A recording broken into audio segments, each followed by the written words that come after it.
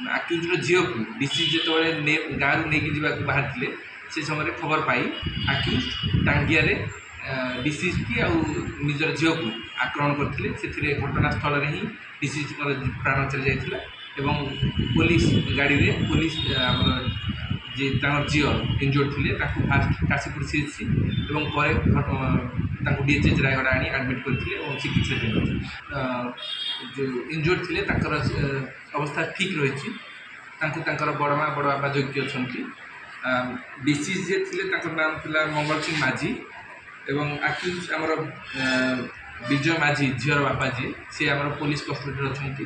ତାଙ୍କଠାରୁ ଘଟଣା ବ୍ୟବହୃତ ଟାଙ୍ଗିଆଟାକୁ ସିଜ୍ କରିଦିଆଯାଇଛି। ଆଜି ତାଙ୍କୁ କୋର୍ଟ ଚାଲା ଆରମ୍ଭରୁ ଶେଷ ପର୍ଯ୍ୟନ୍ତ ସେ ପୋଲିସର ସିକ୍ୟୁରିଟି ଦିଆହେଇଥିଲା ତାଙ୍କୁ ଆମର ଫାଷ୍ଟ ପୋଲିସ ଟିମ୍ ହିଁ ତାକୁ ରେସ୍କ୍ୟୁ କରିଥିଲା ସ୍ପଟ୍ରୁ ଏବଂ ବର୍ତ୍ତମାନ ସୁଦ୍ଧା ବି ତାଙ୍କୁ ଆମର ପୋଲିସ ଟିମ୍ ଜଗି ରହିଛନ୍ତି। ତେଣୁ ସେମିତି କିଛି ଅସୁବିଧା ହେବ ନାହିଁ।